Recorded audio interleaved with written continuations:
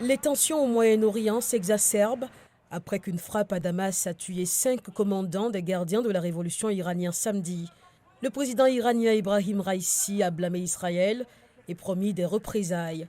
L'État hébreu n'a pas revendiqué la responsabilité de l'attaque et continue de se concentrer sur les cibles du Hamas à Gaza.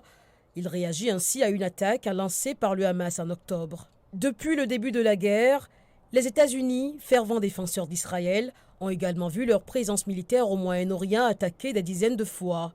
Samedi, c'est leur base aérienne d'Al-Assad en Irak qui a été visée. Il s'agissait d'une attaque très sérieuse utilisant la capacité de missiles balistiques qui constitue une véritable menace pour l'habileté des forces américaines. Et les États-Unis ont démontré dans le passé, lorsque ces attaques ont lieu en Irak et en Syrie, que nous allons répondre quand nous jugerons nécessaire pour dissuader et tenir responsables ces groupes qui continuent de nous attaquer.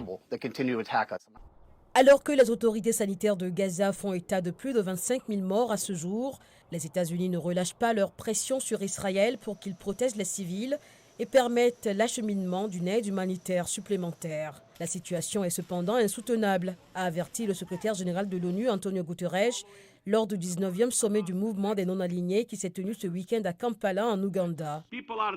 Les gens meurent non seulement sous les bombes et les balles, mais aussi à cause du manque de nourriture et d'eau potable, des hôpitaux sans électricité et sans médicaments et des voyages épuisants vers des parcelles de terre de plus en plus petites pour échapper au combat.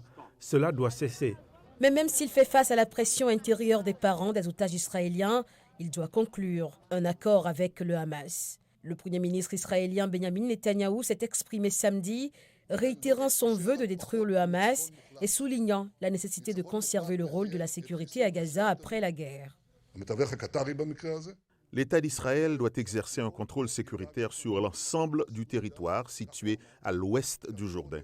C'est une condition nécessaire. Et si elle entre en conflit avec l'idée de souveraineté palestinienne, que faire? Ces remarques remettent en question la solution à 2 États que les États-Unis et d'autres parties soutiennent depuis des années en tant que solution permanente au conflit.